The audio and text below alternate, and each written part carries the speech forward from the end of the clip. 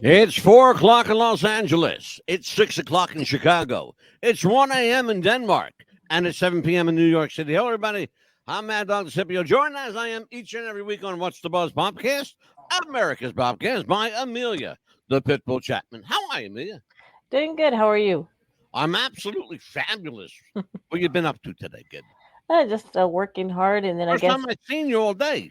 I know they've been mowing the yard and at work, and then they've been busy, and I think I caught some kind of cold or They had you something. mowing the yard at work? Wait, what was No, they were mowing the yard at work, and I think with the doors opening, I think I caught a cold or some kind of hay fever or something. Oh, I got you. Hmm. Gotcha. We Hmm. have an amazing guest tonight. He is a returning guest. Yes, His name is Angelo Capone. yes. Welcome Hello, back. how you doing, You'll guys? understand why he's here in a moment, folks. We are going to discuss the movie magic of Jerry Lewis. And Angelo Capone is one of America's premier Jerry Lewis tribute artists. Angelo, let's get this straight right from the get-go. Are you a tribute artist or an impersonator? I'm neither one. Okay. I am a person who channels into the character of Jerry Lewis. There you go. That's Interesting. different. Hmm. Let me Because- tell everybody a little bit about you. Angelo ahead. Capone is a skilled and talented drummer who has played alongside some of America's best and brightest musicians, including those in his own band. He also bears a striking resemblance to the world's greatest funny man, Jerry Lewis. With his spot-on vocals and comedic timing, Angelo has become the most sought-after tribute artist in America. So, ladies and gentlemen, would you please welcome to the show for a second time his second solo appearance, Mr. Angelo Capone. Welcome. Nice to have Welcome. you back. Thank you for having me. Thank you for having me. You know what? That deserves this, Ange. Yes. Oh, I love it. Oh, I just love him. There I you don't know go. what to do when I hear that. I just, So, what have you been up to since last we spoke? It's been a couple of minutes, huh? Oh, yeah. Well, I was out there with some deans. I did 2 deans, and I happened to get back with my original dean, Robert Cabela. Mm-hmm. And we got a lot of things that on the table that we feel that we need to do Mm-hmm. because we can't let go of this Dean Martin Jerry Lewis tribute. We can't. I got news for you, brother. You are.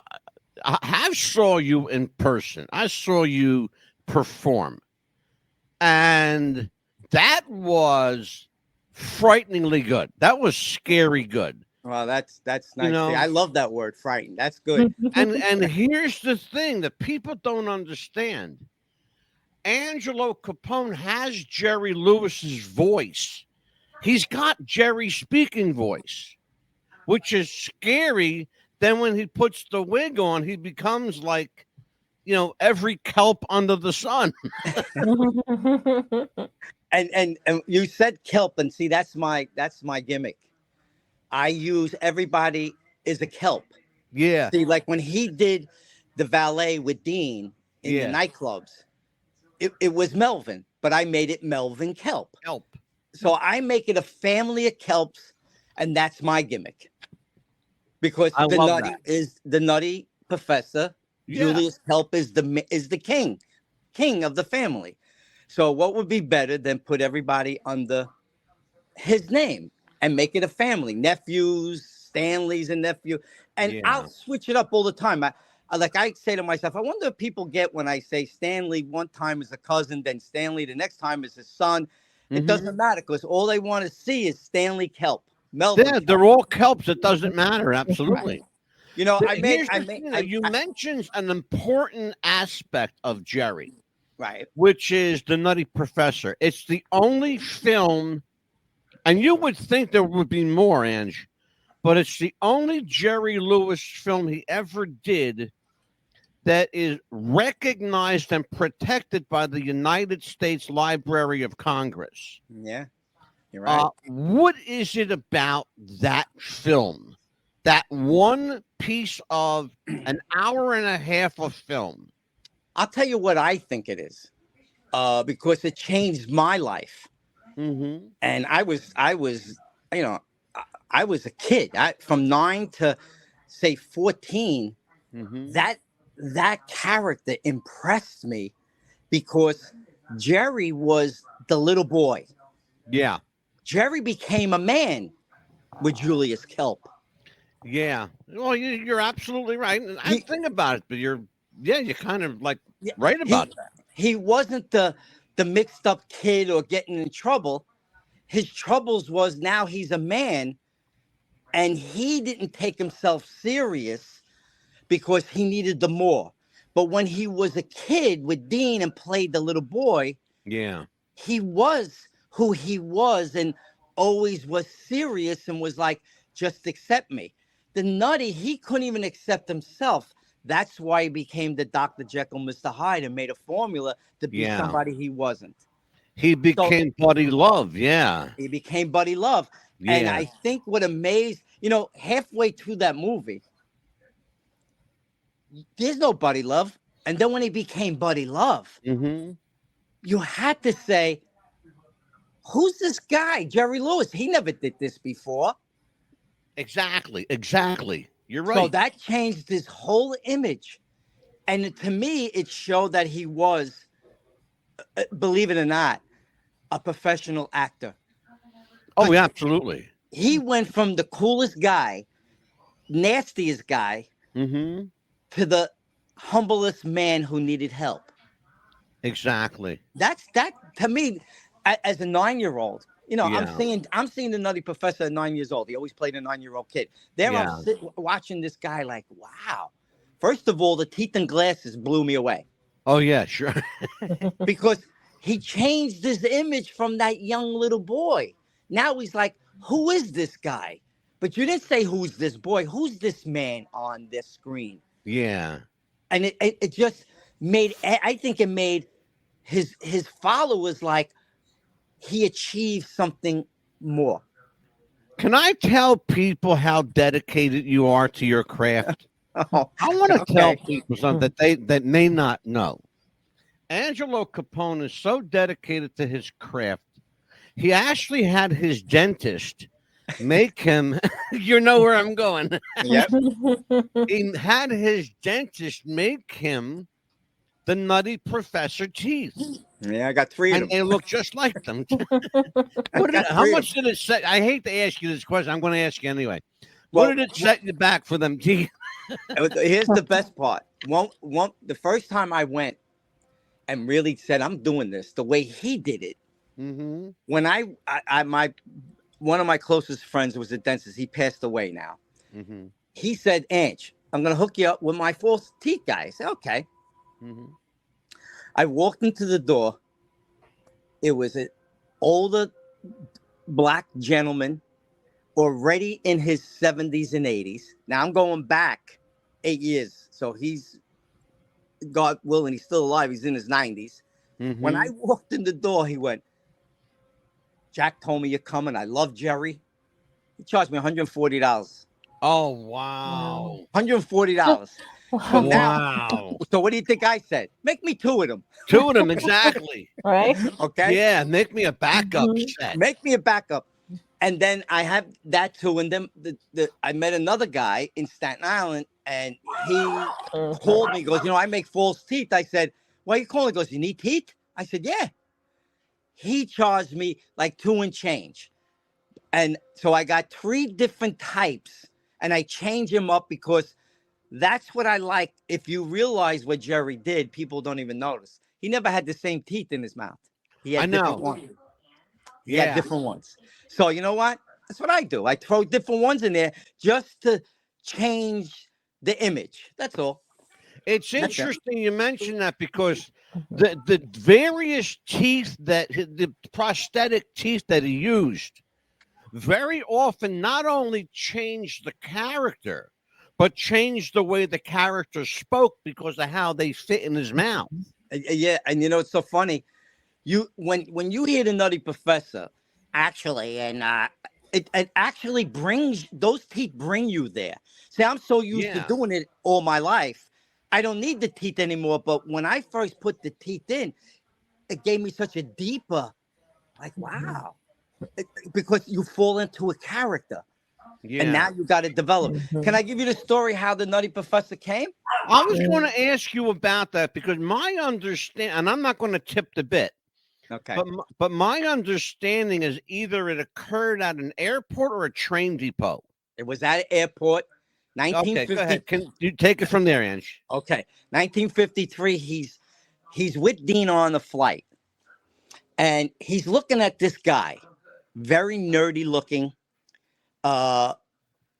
and the way he was standing when he got up to go to the bathroom or went to get a drink or something, it was hitting him, and he had to go over to him and he talked to him and he heard his voice, and he had like that nerdy voice.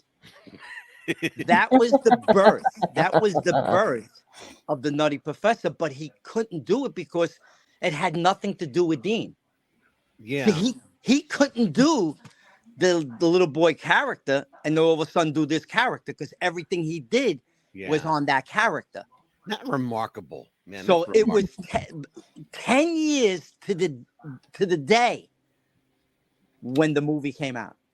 Wow. Yeah. I heard that. I heard did- it was like that he remembered that tone. Right. He had the tone in his head. He had the tone in his head. Exactly. And my understanding is that what got him is when he heard the guy say the word, well, actually, you know, Right. or however he said, actually. Right. Because I can't do Jerry, because I got news for you. It's a lot harder than people know Well, to imitate him. Well, the trick is, like, really to anything, you gotta paint the picture of him first in your mind. Mm-hmm. See, if you just attack it, you'll never get it. If you put when I do a show, every moment of any time that I'm on that stage, Jerry's face is in my brain. No, yeah, sure. I can imagine. I don't even see the audience. I don't see I don't hear nothing. I don't see nothing. All I got is, if I'm doing the bellboy, I'm Stanley. I see his face. I see his hat on him. I see I just see him. So the Nutty is more of the image. If you put those teeth in your brain, you put those glasses, his hair down like that little moish look. Yeah. It will just come that nerd type of dentistry look, especially back in our day. In our day, a dentist was always the older guy, that nerdy looking guy. Oh, He wasn't the cool guy. You know what I mean? Yeah, exactly. Sure. And that's what Jerry came to change. He became the kid who knew how to be, but now he became the nerd that he never was. Yeah. You see what I'm saying? Yeah. So I even had to get that. I was always growing up the dresser. I have a split personality. I am a Jerry in act, but I'm really the Dean of everything else. You know, I'm the dresser. I believe that. I noticed that the night I was up there with you. I noticed that. I really did. And people say to me, who are you really? Yeah. I said, well, the beautiful part is I am who I am. Yeah. But I know how to be who I want to be when I want to be somebody. Oh, sure, absolutely. And That's it. People need to understand that when they go to see Angelo Capone perform, first of all, it's, you like every great entertainer, and you're a great entertainer. Oh, well, thank you for that. You're quite welcome. And I can say that honestly because I saw you perform. Yeah, you seen me. You interviewed us too. Like a lot of people, though, who perform, they have a set routine. Right. And once in a while, they'll change it up accordingly. Right. How much, because you have a great luxury that a lot of people don't. Because you do Jerry, you have the affordability of being able to go off the rail and improvise at will. Oh, yeah. How much of that, I can imagine, because I think I know your head a little bit. Yeah, okay. And So, which is a scary place to be. You know, what's funny is when I'm getting ready for a show, Mhm. my crew used to tell me, my Sinatra, who Frank Frizzalone and Gino Monroe, who played Sammy, and Rob would say, don't go out in the audience. I said, before the show. So I would have my wig off. Nobody would ever know it's me. Yeah. They think I worked there or I was doing, and I Yeah. would go and scope out the people who Yeah. I would think would be my prop. Exactly. And then when the bell goes off, no mercy. And Yeah. I will grab a person, Yeah. whatever, say something. Yeah. And I get, you know, like I tell people, if you're gonna do Jerry, you got to be as Jerry was in the lounge. He was nasty to them. He would yell at them. He would shake them up. Yeah. Don't do Jerry the act. Do Jerry who's doing an act. Exactly. There's a difference. That is brilliant. That's brilliant. And that's the difference between a tribute artist and an impersonator. That's the difference. You can get away with that. Amelia, questions for Angelo Capone. Yeah, when you were saying that you were, going to the audience, did everybody get out of hand at any time? Let me just tell you that it's amazing. That's what I was going to follow up with. My guys used to tell me, Ange, you got to take it easy with these. I said, you don't understand. They're not coming here to take it easy. They're coming here to be part of the show. Right. The very person who doesn't want to be in the show or think they're going to get embarrassed, they become the greatest entertainer for me. Absolutely. You know why? Absolutely. They're not scripted. So if you don't believe that, ask my wife. That was funny. Again, I was just going to say that nobody knows better than Ange. His wife, I grabbed her. She had no clue I was going to grab her, but she don't even understand. I already picked her out. It was like, this is the one. This is the one.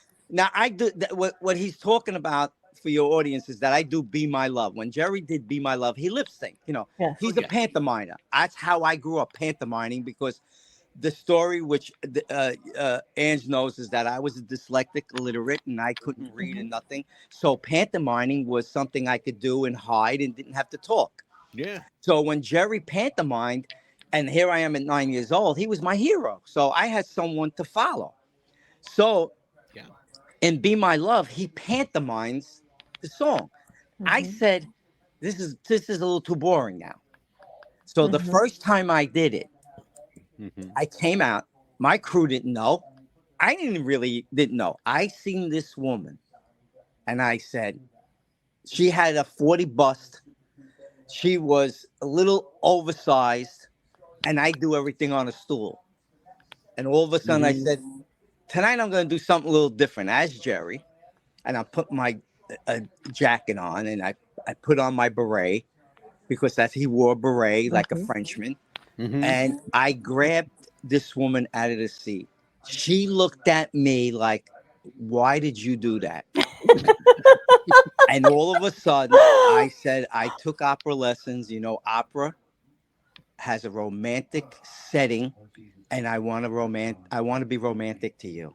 And the audience has their mouth open. My three guys are like, what is he doing? Then all of a sudden, Be My Love comes on, and I'm trying to pick her up and put her on the chair. Well, with the little fight that they give you, because they don't know what you're doing, because they don't want to be embarrassed, you're making them even more. And what do you hear? Laughing. Yeah. This is it for me. This is it. I have done a good 50 Be My Loves now. Maybe more. My God. Maybe more. Do you know that everyone gets better and better as I do it? Oh, I can imagine. It's a great bit, and it's fucking hilarious to watch. Because everybody, here's like you just said, here's the thing, like you just said about being scripted.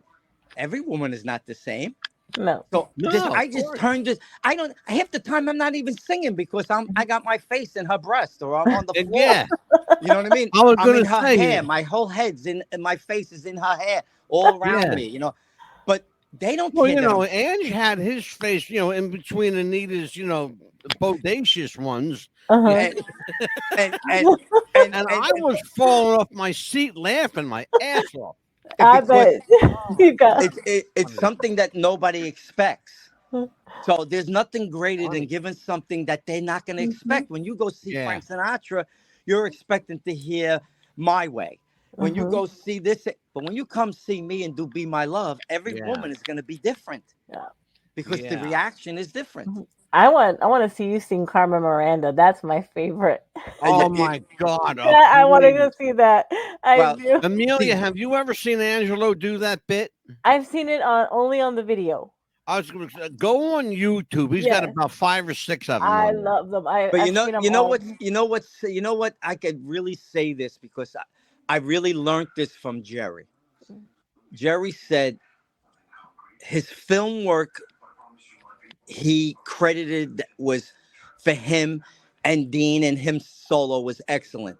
But he said there's nothing like a live show. It changes everything. Oh God, yeah. So when you see my Carmen All right. and don't see it face to face, you're missing out on the little things. See, It's when I just talked about getting pushy with, like when I come out and on my heels and I see a guy, I'm like I get the attitude like, what, you never seen a guy in heels? Come on, help me now. And I'll make the guy help me, and then I'll just out of nowhere, get your hand off my ass. Will you get your hand off my ass? No.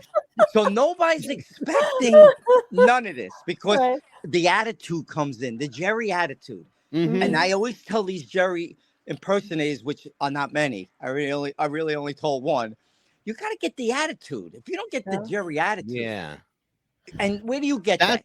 That's and a get- great. I was Go going to ahead. say that's a great segue, Ange. Right there is a Go ahead. perfect spot to talk about this. Go ahead. Talking about other Jerry Lewis tribute acts.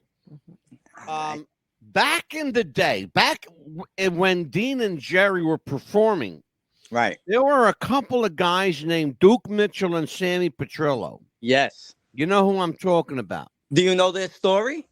I do very well, as a matter of fact. I'm Okay. going to tell my audience a little bit about it right now, ahead. and then I'm going to turn it over to you. got it. Duke Mitchell and Sammy Petrillo were, to talk about dead ringers, these guys were dead ringers Yep. for Dean Martin and Jerry Lewis, and they were from New York, two New Brooklyn. York guys from Brooklyn, who had an amazing but short career, particularly Sammy Petrillo. Duke Mitchell ended up parlaying his career from a Dean Martin look-alike act to a film actor and director, and then became a producer and Right. actually made a little bit of money. Sammy Petrillo, on the other hand, as I understand it, received a cease and desist letter from Jerry Lewis Incorporated. Yeah, but you know how that really happened. No, I don't, but that's what Okay. I'm going to turn that over to you. You got it. Jerry was very shocked with this guy. And shocking was that he was so close to doing him. So Yeah. what Jerry did, he became his manager. Oh, hello there. I didn't know this one. Yeah, he helped produce him and did a contract.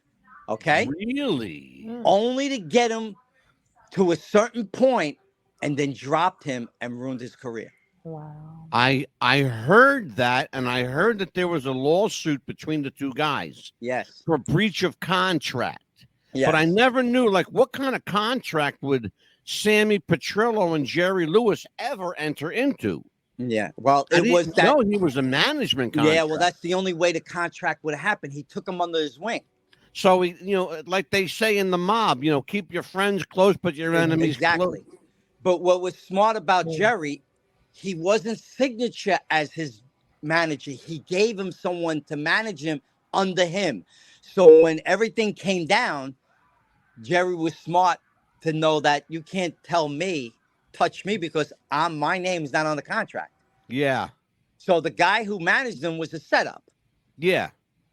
Jerry took care of him, and they got rid of him. Yeah. And I heard he had a terrible life after that. Like, He did. Like, yeah, Jerry ruined him.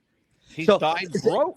right, and that was the story I told on your last one about when I went to Vegas, and I was happy that I ended up in 1976 not doing him, because I might have been ruined as a kid. Who knows? Yeah. Oh, On stage sure. in the Sahara Hotel, and I'm right on the stage. I'm on ringside seats, and I was ready, and then it didn't happen because of my Vegas story. Yeah. And only to find out years later, my wife and I seen him when he was old, and he told a story that he doesn't like anybody doing him. So I got protected from that, Yeah. and only because the reason why I say me and not anybody else is that because I've been doing him since I'm 9 years old. I'm 70 years old. So at the time, let's say I was 60. You're talking a lifetime. You're talking 50 years of doing Jerry Lewis. God, sure, easily. So, me as a kid growing up, if I did something like that, and he turned around and was like, "I can't have this," I don't understand that, Ange, because everybody in show business knows. They know this. So, imitation is the sincerest form of flattery. Yeah, but you get to a certain level, you want people doing you. No, he was so fixated. He was a very I don't know. He had a very dark side to him. Like this book that's coming out. When it comes out, I'm gonna turn you on to it. Maybe you could bring the guy on. I would love to have you and the author. Okay. Yeah, I'll set that up. Absolutely. I'll set that up, and I'll definitely do it. He promised. Believe it or not, he called me. We met, and he wanted my whole Vegas story. He heard about my Vegas story. He was in shock. He goes, "Angelo, that's a tremendous story." I said, God, yeah. And I said to him, I said, "But right now, I don't know if you're going to put it in the book." I said, "I'm not going to sign anything with you, and you didn't ask me, but I'm going to take a risk, tell you the story, but I hope you do something." The right thing, because everybody knows my story, but you're writing to all tell the truth about Jerry. Now, give you one little story. He did this little boy. Now you gotta remember when he met Dean, he was 19 years old. Right. Okay.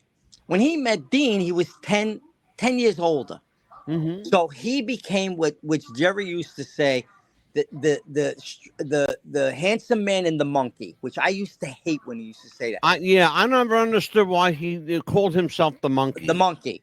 All he had to say, the handsome man and the little boy, because that's what he was portraying. Okay.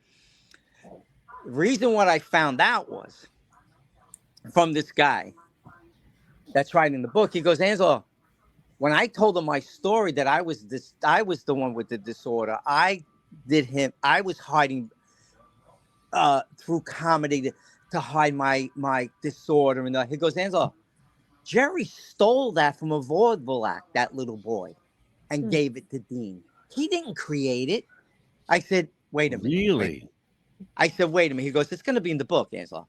So even more. So I said to him, "Well, I hope that's another thing you could say in the book about me. That I was the real character of this little boy." Yeah, and for real. I used Jerry to cover up my disorder. Yeah. Instead of having a man playing a disorder and just make it entertainment. You have a real story to tell. He said, sure. Yeah. But he agreed to all this, but I don't know what's going to happen. Wow. Like I left it to him. I said, he goes, "Listen, whatever I could do, I do." I said, "No, it's not what you could do. I sat in front of you. You heard my story. So now it's all up to you now." So remarkable. Either way, I'll tell you what. That's if people haven't heard the Las Vegas story. It's on Angelo's first appearance on our show, and I encourage you to go onto our website at youtube.com/@what's-the-buzz-podcast and search it and look for Angelo. It's called Becoming Jerry. Yeah. The show is called Becoming Jerry, and it's Angelo Capone tells that story. We are at the 30-minute mark, Amelia. We will be back in Yeah. 1 minute and 1 second right after this. Do you have sweaty balls or volleyball netty balls? It's time to make them ready balls. The Manscaped.com Lawnmower 3.0 will do the job and clean your knob with its patented no-nick head, so your head will function as desired. Enter promo code Wrestling Future for a generous 20% discount. That's enter Wrestling Future for a 20% discount. Manscaped.com and Wrestling with the Future, going balls to the walls with Manscaped.com and the Lawnmower 3.0. Your balls will thank you, and so will we.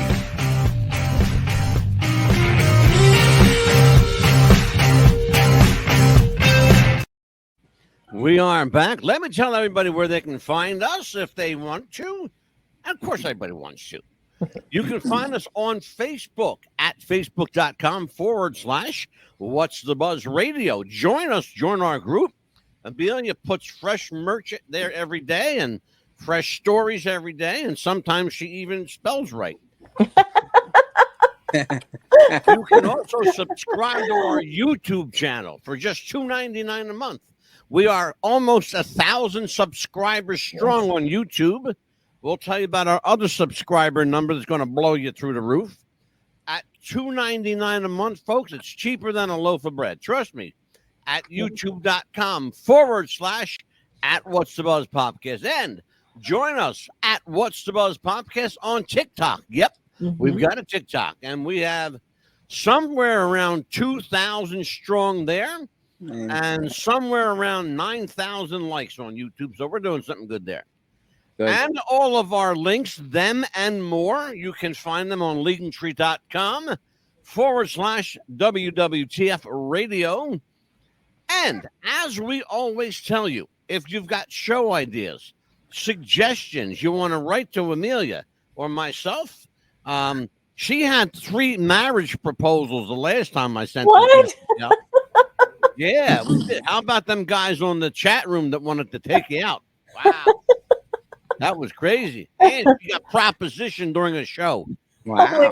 I'm not even getting my lie. Tell me if I'm lying. No, you're not I'm lying. not lying. Wow, that's cool. Yeah. You should feel flattered. Right? And join us on WWTF Radio 88.7. We are on the worldwide broadband radio system, and you are watching and listening to What's the Buzz, Yeah. America's Best Podcast. And on the record, I am the Mad Dog, Angelo Capone, and joined by Amelia, the Pitbull Chapman. Tonight, our special guest, returning guest for his one-on-one sit-down with us. We're having a sit-down over here. Angelo Capone. He is America's premier Jerry Lewis tribute artist. And I want to show some stuff here. Go ahead. I'm going to let this is about a minute and a half, maybe 2 minutes worth of clip. Okay. Let's all watch this, and then after it's done, we'll sit and we'll talk about it, okay? But I want everybody to take a look at this. This is, again, the show is the movie magic of Jerry Lewis. Watch this.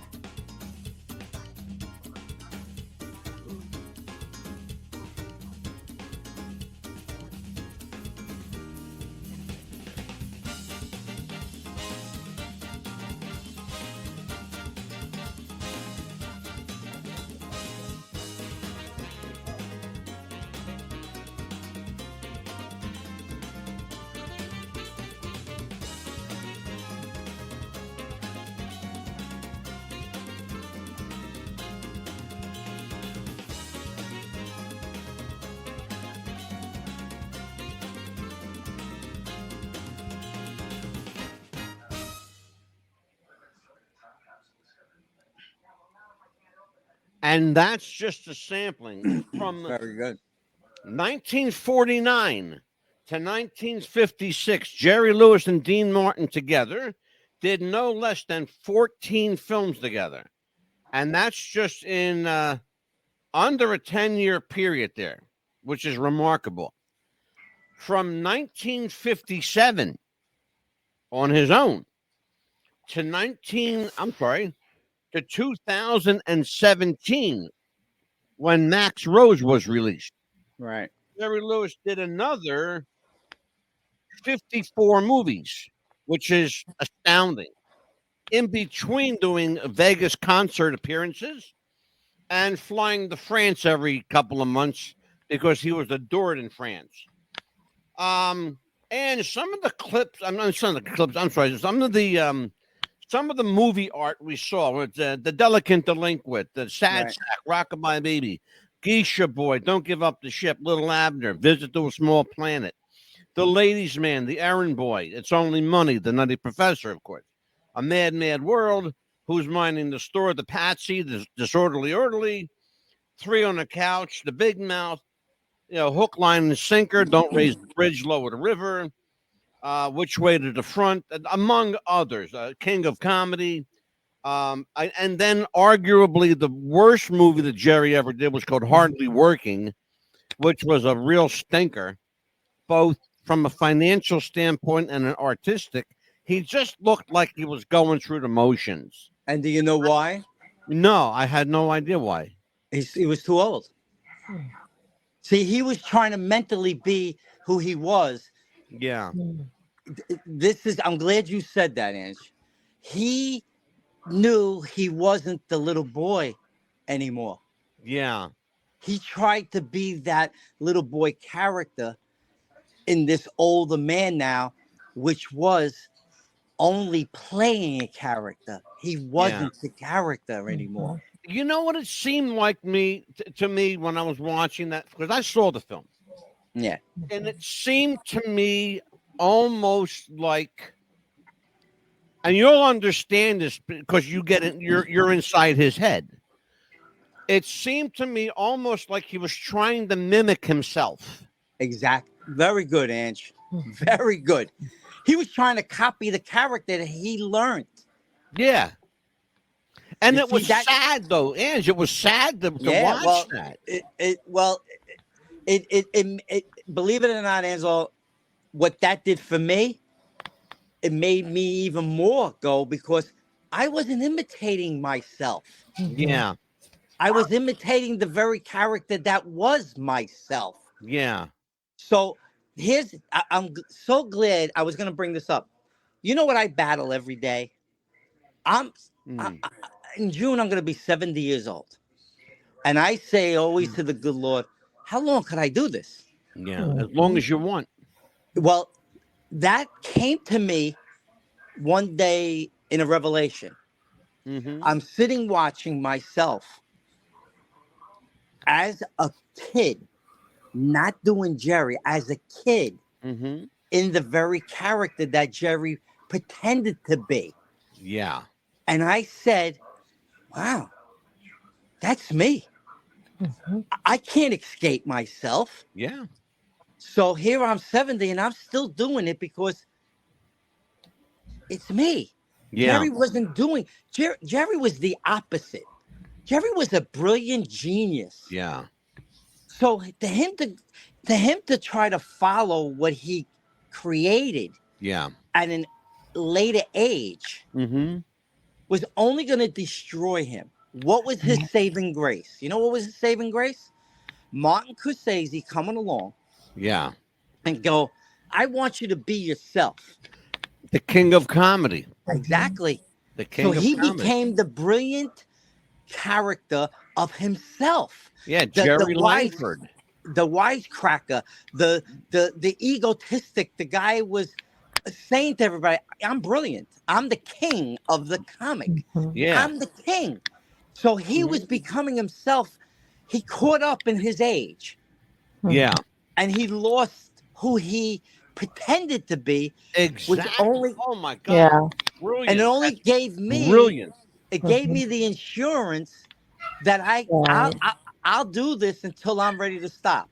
Here's the funny thing about that, and people don't understand when you're watching that movie and you see Jerry walking down the street and you hear guys, hey Jerry, that's real. That was not scripted. Very good. They Yeah. were construction workers and people Right. on the street going, hey Jerry. And if you'll notice, Ange, he was booking it down the street. He wasn't Yeah. walking. He was No, like moving. he wanted out. He He wanted out. wanted because he's not real comfortable around people. Let me tell you that. Let me see if you can understand this. How smart Martin Scorsese was. Oh God, I love Scorsese. He's brilliant. Here's Robert De Niro, the most serious method actor in the world. Yep. Right? What Mhm. did Martin Scorsese make him in this person? He was a character. He was a Jerry Lewis, but He the flipped mean the, Jerry Lewis. he flipped the script on him. Yeah. Exactly. Yep. Jerry became the serious dean. And he And was like- and Robert became the comedian. And what was the character? Like, I don't think people get what King of Comedy was all about. Oh my It was God. the It King was of Comedy devastating. it was Dean saying, I had enough of you. Yeah. So what was Jerry Lewis playing? I had enough of these comedians. You're not Yeah. good. He was playing Dean Martin. And in the mentality of I had enough. Yeah. And Yeah. that's what I seen. I said, I would love to voice my opinion on it because I couldn't see it no other way but that. Right. Because now Jerry was saying, I got to go do other things. I got to be who I am. Yeah. And you're interfering in my life with this character that you want to be this Mhm. comic. He did something. I think at the end of his career, he did two things that I think redeemed him Okay. with the American public, particularly those who had already gotten smart enough to the fact that he wasn't this affable, lovable, funny guy. That he Right. was a real prick in Right. real life. Right. But he did a film called Max Rose, which we'll talk about in a minute. But he did another film called Arizona Dreams. Yeah. Which didn't go was- nowhere. Yeah, which was as far removed from comedy as you get. Right. But then in Max Rose, I think we saw the real Jerry Lewis in two films, Right. King of Comedy and Max Rose. But Right. in Max Rose, we saw an older, vulnerable. Now he's vulnerable because Right. he's in his 90s and he's older. Right. And he has to rely. And by the way, Jerry played Vegas and worked on stage and did pratfalls into his 80s. Yeah. And people don't get that, Yeah. you know? Yeah. He had to stay true to what was people wanted to see. Yeah. You know, You know I- what, Ange, though? Yeah. Let me ask you a question about that. Because Yeah. again, you're in his head. Yeah. And this is great insight for me. And for people who love Jerry Lewis movies and his 'cause I will tell you, Mhm. I spoke to Jerry Lewis on the phone one time in my life. And it was during a muscular dystrophy telethon, and one of my coworkers died that night, Mm, Wow. and I had to go on and do a telethon. Right. mm. Okay, and they got wind of it, and I got a phone call. Wow. Okay, Yeah. because they're let me tell you something. When they tell you that they know what's happening everywhere, they ain't kidding. They know what's happening everywhere, Exactly. especially with the MDA. Yeah. But I digress. He could not have been kinder Mhm. on the phone. But then I see interviews where he's basically berating this young reporter. Just the guy's doing his job, asking questions. Yeah. And Jerry was in one of them moods. He was like, one word answers, yep, nope, nope, yep, Yeah. Yep. and just looking at the guy like, you're a piece of shit, get out of my face. Right. You actually saw the picture tonight in that slideshow of that interview where he just looked miserable. He had a red sweater on and a yellow shirt. Yeah. But because you're in his head, and because he's now at that age in his life where he's vulnerable, was that his? I know he's an actor, and yes, you take a certain amount of liberty, but knowing him the way you do, psychologically, mentally, was that his apology to the world? What was that movie to you? No, I think it was showing for me. Now the movie was about that he thought. Correct me if I'm wrong. That he thought his wife was cheating on him. Yeah. Okay. Mm-hmm. And he lived this anger, Mm. only to find out she wasn't. Right. And he had to make peace with himself. Okay. I got you. Go ahead. Mm-hmm. You said a great thing. Was that an apology? I don't think it was to the people. I think it was an apology to him because he gave up his whole family. Mm-hmm. And he gave his life to his second wife, who, in my opinion, as much as that he tells everybody, was his second arm. Yeah. In my heart of hearts, I don't believe that. I never believed that. I never bought that. I still don't buy that idea. No. I think that was, can I be honest with you? I think it was a business decision. I think that marriage was a business decision. I think, in my opinion, I think he was the first. I think his life of being of an infatuation had to stay in infatuation. Yeah, and he chose her. He was that's a great 20 years older. He had to stay in that infatuation because there's a lot of rumors that he cheated on a lot of women. Oh, more did he? Yeah. Oh, and yeah. I only think he did that, and that was the power trip. But he was never infatuated. When she came along, he was the older guy, the midlife crisis guy who needed infatuation that he never had. That's my opinion. He had a pretty young woman on his arm. Right. Of course. But he makes it like she did everything for him. Yeah. Everything that was done for him was from Dean, Patty, his first wife, his kids being what they wanted him to be. Yeah. He let everybody go. Everybody. And he, I had a back and forth discussion with Anthony Lewis, his son. Right. And he found me on Facebook. I'm not on Facebook no more. He found me on Facebook, and he friended me and said, why are you doing this? Yeah. So I said, why do you get up every morning? Yeah. And he didn't answer me. So I said to him, I'm doing this because you don't know nothing about me. You don't know why I do it. Can I ask you though, Ange? It sounds like right away he took the attitude that his father would have taken. Oh, he's just as bitter as his father. Just as bitter as his father. Because he thought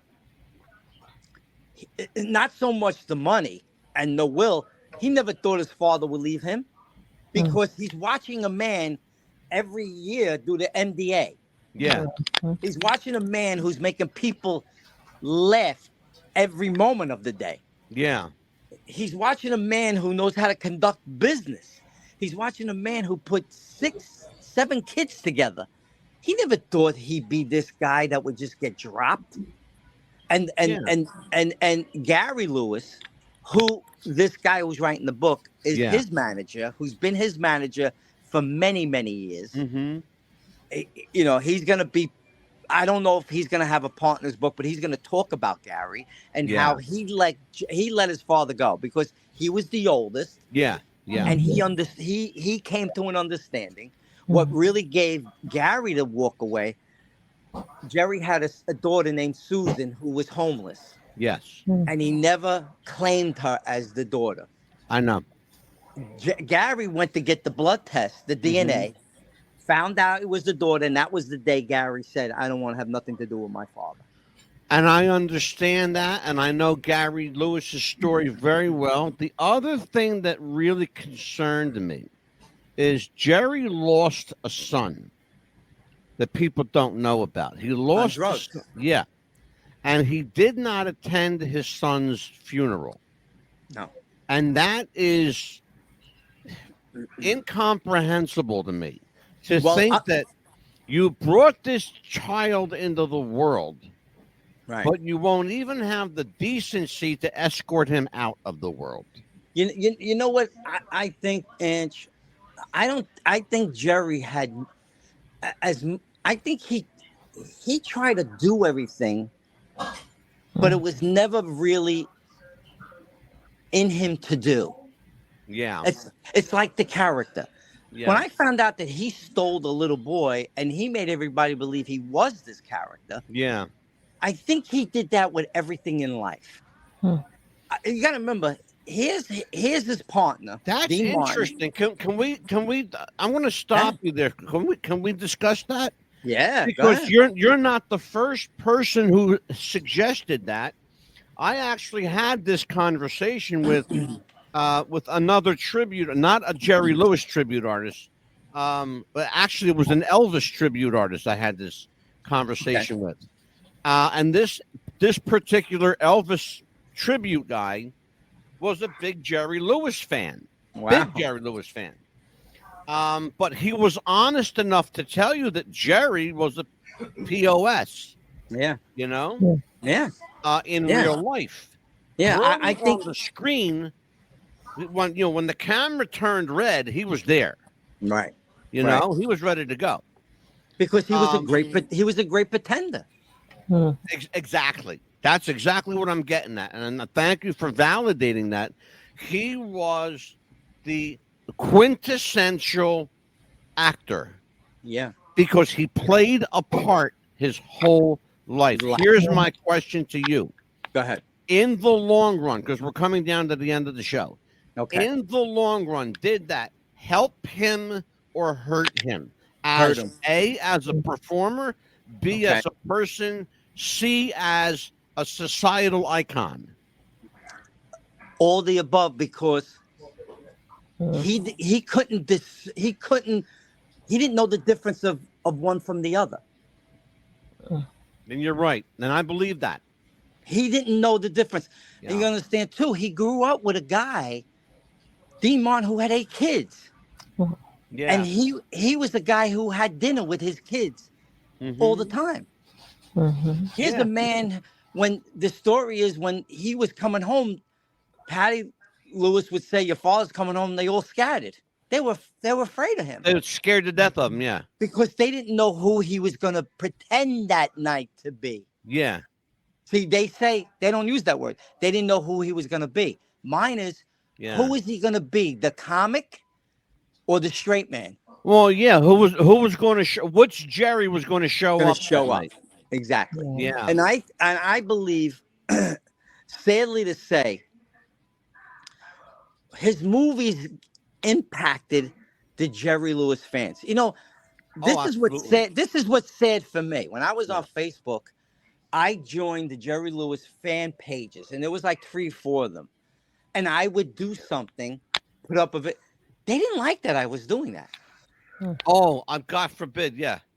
And I looked at it like, so who are you really engaged with? The character or the man Jerry? So, brother, I got news for you. What you're experiencing, what you went through, is why I don't join. I joined an Elvis group. Everybody knows I'm a big Elvis fan. I joined an Elvis group. There are people, Angelo, who don't think the man shit. Okay. Yeah. There are people who think he didn't take a crap. Exactly. That he was a deity. Right. Okay. And that's where Jerry is. He falls into that. Oh, there's no doubt. Yeah. And his fans, they can't separate the pretending what made them have joy. Listen, Jerry Lewis didn't give him, that man didn't give joy. He was a businessman. Yes. The of only course. joy you learned from him was his movies. Yeah. And half those people who were in the movies, they never seen him live on a stage like me. They wouldn't think of going to see him. They were happy with his movies because they were laughing, and they were enthralled of seeing someone who was different. He was different Yeah. from everybody else, but they weren't that person that ran to go see him, because if they seen who he was on stage, they'd be hesitant. Yeah. And why I Absolutely. say that, I threw that out to people. Did you ever see him live? Well, no. Well, how could you be a fan? No. A fan is everything that this man did. You know of what he did. Yeah. Yeah. That's the difference. Mm-hmm. I am a fan, but I'm not a fan of Jerry Lewis the man. I'm a Yeah. fan of what he did to make me laugh Exactly. and made me feel that I'm okay to laugh at myself. Absolutely. And that's the essence of why we go to the movies. Exactly. You know? Now, here, I'll give you what I mean. Mm-hmm. This is why I think he became a pantomimer in his early age. Now, I did pantomime because I had a real disorder. Yeah. I pantomime because it was easy to lip sync, and even if I made a mistake, it didn't matter because it was funny. I think Right. Jerry pantomimed because he didn't know how to be. He became somebody else already. Yeah. He pantomimed whatever that record was.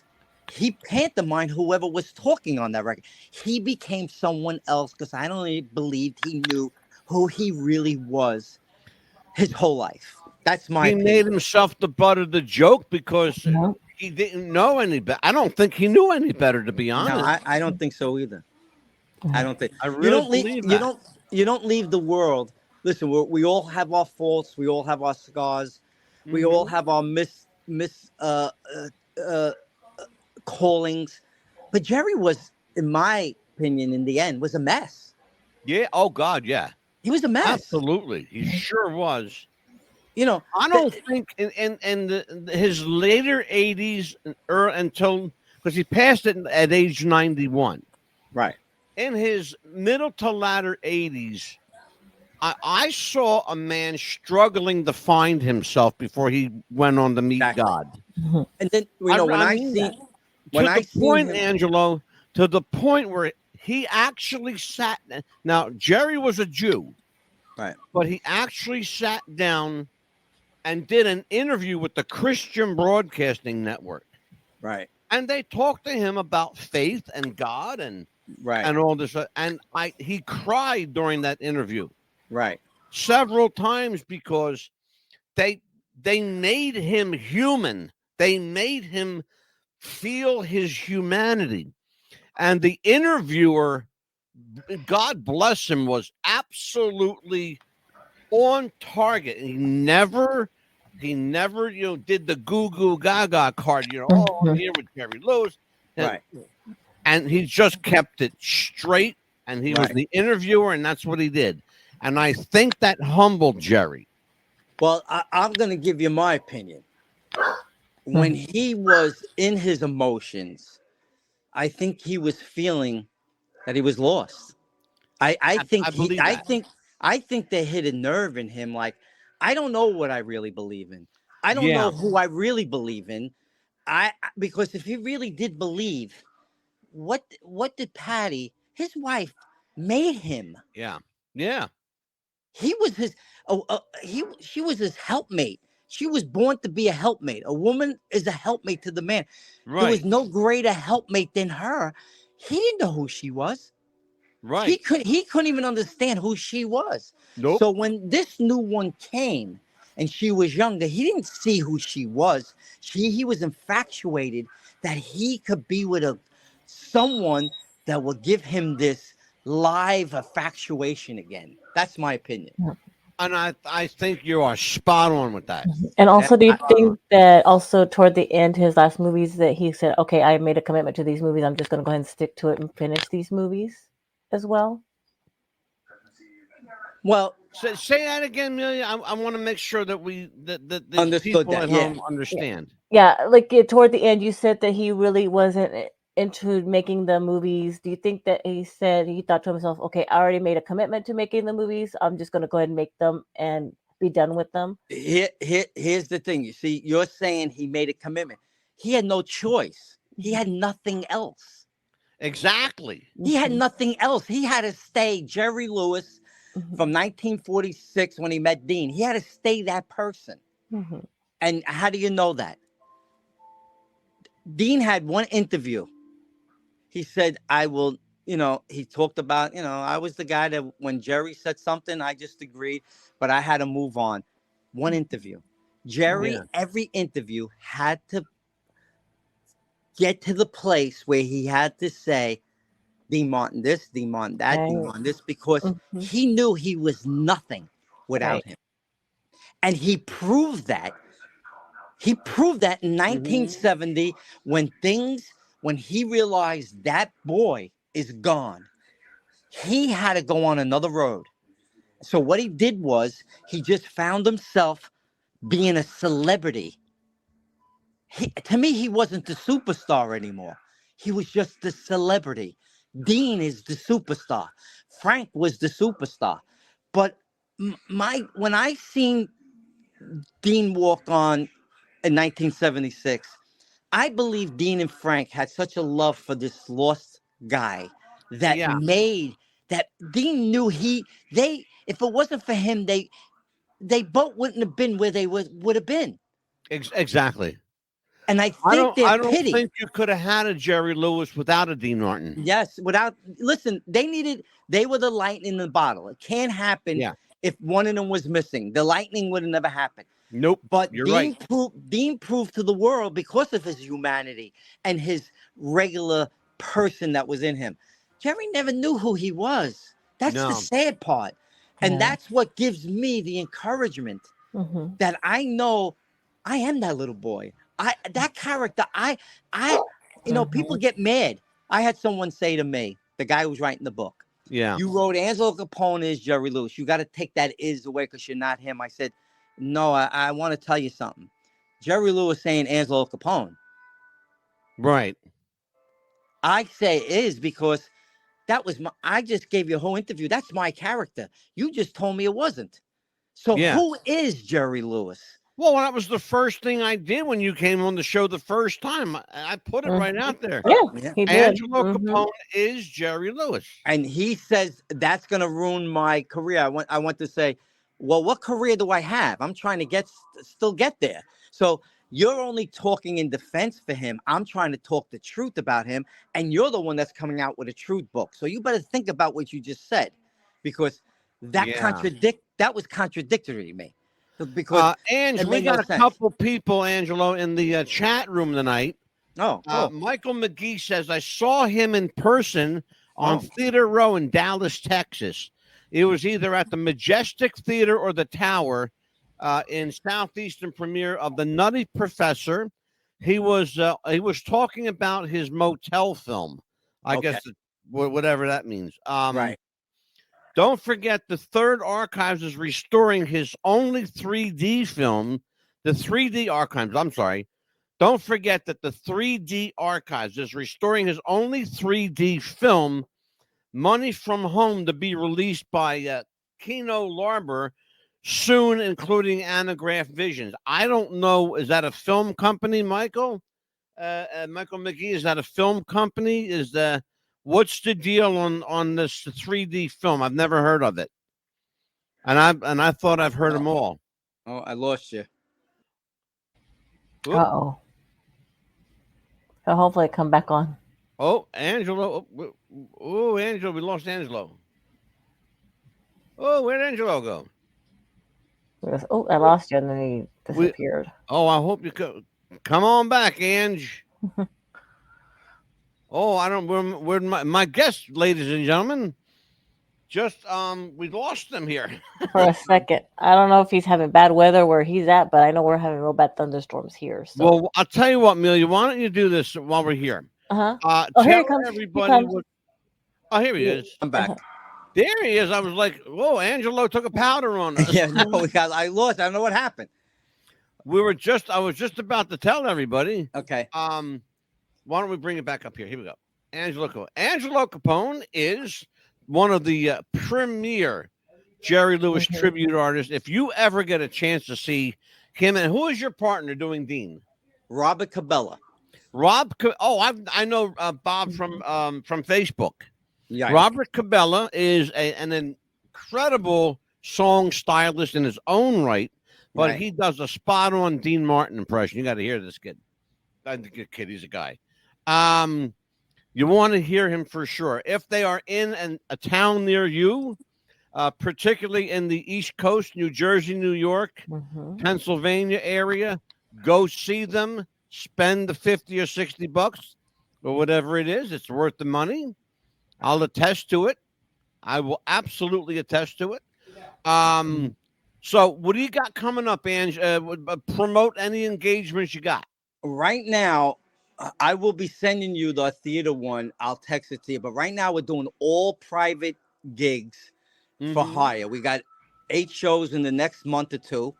Maybe tomorrow we might even have more. But they're all private, like Italian American clubs and this and that. So right now, the public is not getting us. But we're working on that so we can get out there. And I'm working with a 9-piece band. We want to bring the authenticity of realness of how Dean and Jerry were on stage with a live band. Yeah. And that should really put us over the top because nobody's doing what we're doing. Is that the Starlight Orchestra you're working with? Yes, the Starlight Orchestra. I was going to mention that.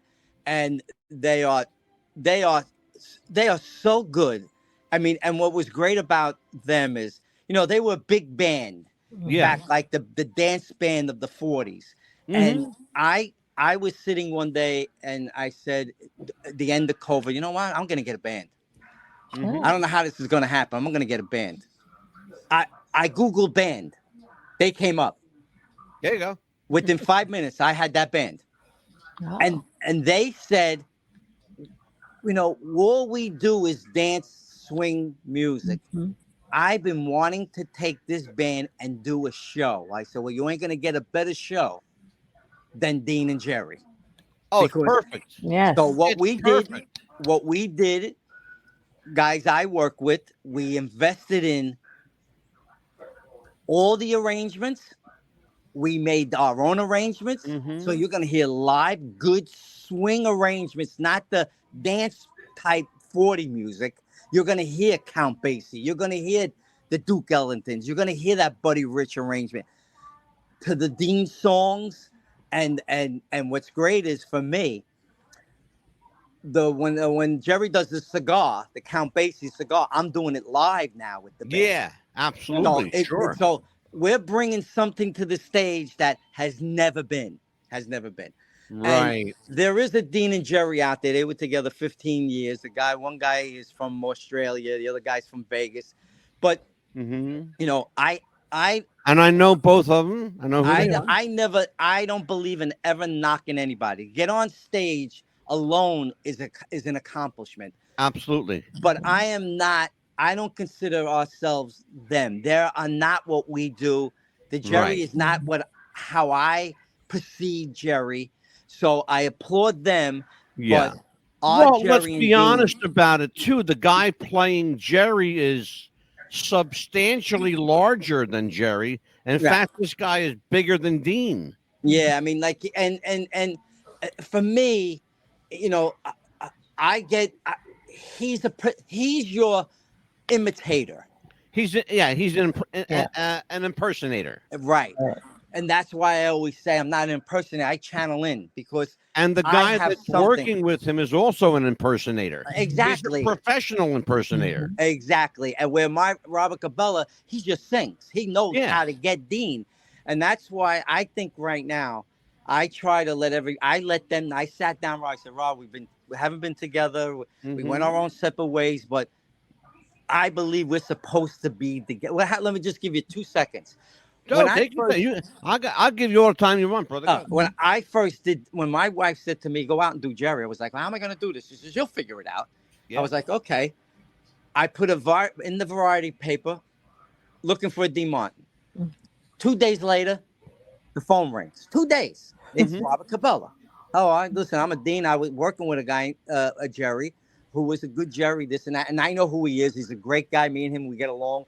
We feed each other. Again, he's an impersonator. Yeah. He's not the channeler. He says, "Look, it's going to be you and me." Now, I'm sitting there going, "All right, I got to learn this now." I meet him. The mistake was he thought it'd be better we do a Frank, Sammy, and a Jerry. That was the mistake for the for us to be together down the road, because now we're missing in between Dean and Jerry's act for everybody's act, Sammy's act, Sinatra's act. Sure. And then I'm playing with them.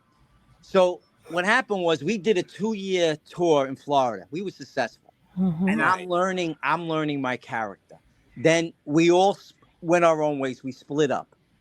And when we split up, COVID came in. I said, now I'm going to learn to do. That's how I came up with the Kelp family and the Be My Love, and more with the Carmen, with the dress and this and that. Sure.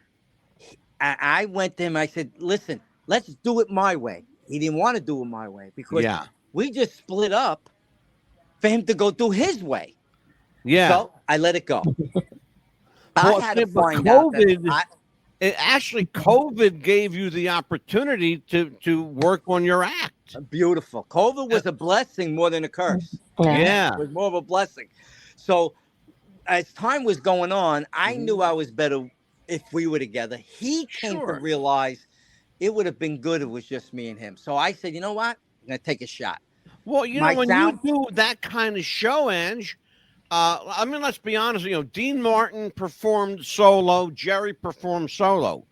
But you said it earlier in the show, the two of them together was lightning in a bottle. That's it. That was the magic. It was the two of them playing off each other like you and your other partner used to, the one I saw. Right. And the thing was, we had to be separate to know that we were better together. And I believe that happens for a reason. You got to understand how good you are together. And the only way to do that is to have time apart. Right. You got to have time apart to really understand who you are as a performer. Think about it. Abbott and Costello. Right. Martin and Lewis, the Marx Brothers, the Ritz Brothers, the Stooges. You're right. Okay? There were 5 different variations of the Stooges, but no 3 guys were the Stooges like Larry, Moe, and Curly. Exactly. That was the Stooges. And what made that understanding was that separate time made me realize when we were on stage, we were more competition than we were performing to each other. As it should be. Right. So when I said to him, don't you miss performing? He goes, yeah. But do you know that I'm saying that we need to perform to each other? When that bell went off, now that's what we do. We perform to each other. But you know what? There's something to be said, though, about the competition angle. And I'm going to tell you why. And I believe in competition. It makes both of you better. Right. The competition, if you're trying, if Robert is singing, everybody loves somebody, okay? And you're, whatever, you're waiting to come on. Well, guess what? You could just do what Jerry would. You could come on anytime you want. Right. And throw a zinger in there and just see how Robert handles it. Right. That's competition. Right. How good can he handle what I throw at him? Right. That's competition. That makes us better. And that's what we did. That's what we came to understand. Like before we were stepping on each other versus that we were in competition to make us better together. Exactly. That's the difference. We were stepping on each other because we were like trying to be solo artists. No, we're a team here. Yeah, absolutely. Us separating, realized, you know what? We were better together, and we were better without Sinatra and Sammy. It was supposed to be the beginning of just you and me. So now Yeah. I said to him, I said, the only way we're going to know this is to let's go do it. Yeah. Let's do You it the right way. Let's go do do it the right a way. couple of shows. You do a small show. Right, You do 100 people. right, You know, and then you see what kind of feedback you get. Then you get a bigger room. Then you get a nice theater. right. You know, And before you know it, you're playing, you know, MetLife Stadium. and here we are. A few months ago, we did our first show together back, and now we got 8 shows we booked and went in 2 months. God bless So, you, brother. so we're saying, okay, the door's opening. Now we're gonna Yes. take the next step. We're gonna get the band. He was like, Ange, whatever you want to do, I'm with you. See, I didn't hear that before. Yeah. Yeah. It was, what are we gonna do? You never want to work with somebody that's going to limit your creativity. I'll tell you what, brother. It's been amazing having you back on. I'm thank gonna you. give you a couple of minutes to plug everything you want to plug. Well, then I gotta throw it over to Amelia. You Yes. got it. I'll send you the information when I get out there in the public. But just this video alone will get out there. Be plenty for me right Brother, now. we have pushing 1,000 subscribers on YouTube. Amelia, blow Angelo's mind. How many subscribers on the radio do we have? 11 million. 11.4 mil. So anybody's listening right now, all I need is one person, one person to get us where we got to go, and we'll do the rest. And whenever when we go off the air, I'm going to give you some information, so don't go nowhere. I'm going to and when you start doing your public touring, you need to come back to Florida. Oh, listen, we want to get to Florida in the worst way. Yes. Our audience is there. Our audience is there. Oh, absolutely. Florida is prime for you, brother. Oh, forget about it. Florida is prime for you. Because I will be there. Let me just tell everybody, Angelo Capone is not on social media. If you want to reach him, it's very simple.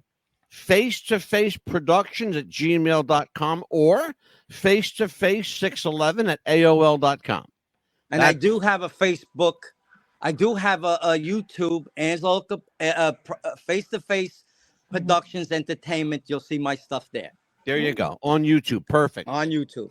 And Amelia, what's coming up for us? Well, tomorrow we are going to be doing the Wrestling with the Future show. We are going to be doing the Vince McMahon lawsuit. The Vince McMahon lawsuit. This guy, it shows you that a billionaire with too much money and too much time is a dangerous commodity.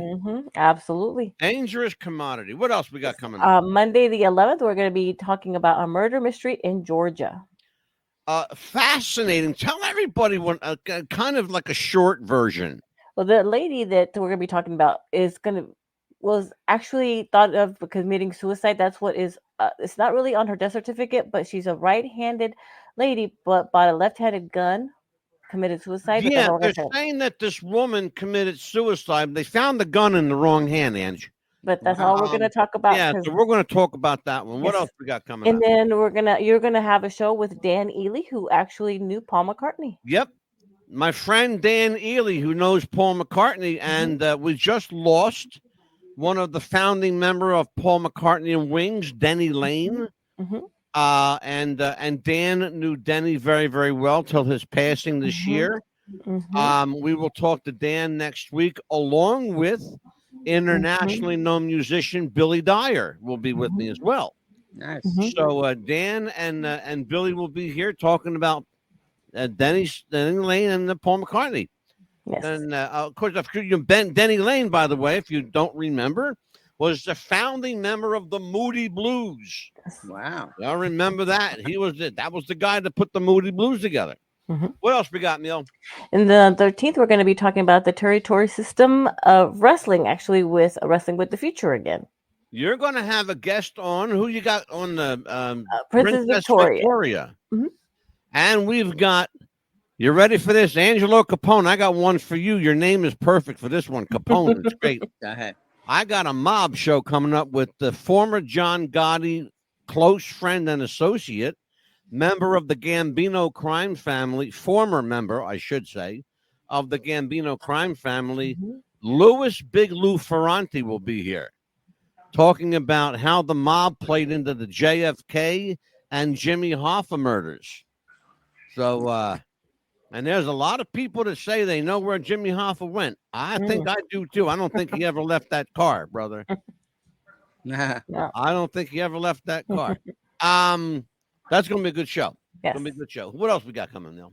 When is Ronnie Marmo coming? On the back? 26th, we're going to be talking to Ronnie Marmo. Actor, my friend Ronnie Marmo, actor, playwright, producer. He owns a theater in New York and one in LA. Ronnie can be seen. You can watch him in I'm Not a Comedian, I'm Lenny Bruce. He fabulously played Lenny Bruce. And you've seen him with Joe Montana, his close friend Joe Montana, in Criminal Minds. Great actor. He will be back with us for a second time. And we got some other big surprises coming up that we're not just quite ready to spill the beans on yet, but they're big ones. They are big ones. But until then, ladies and gentlemen, thank you for joining us in the chat. I appreciate everybody who was with us tonight. For Amelia, the Pitbull Chapman. For Angelo Capone. Thank you I'm so much. Jerry Lewis. Yes. I am the Mad Dog, Angelo DeCipio. I will see you tomorrow night, folks, on Wrestling with the Future. Take care. God bless everybody. Be God good. bless everybody. Right. Thank you. Good night.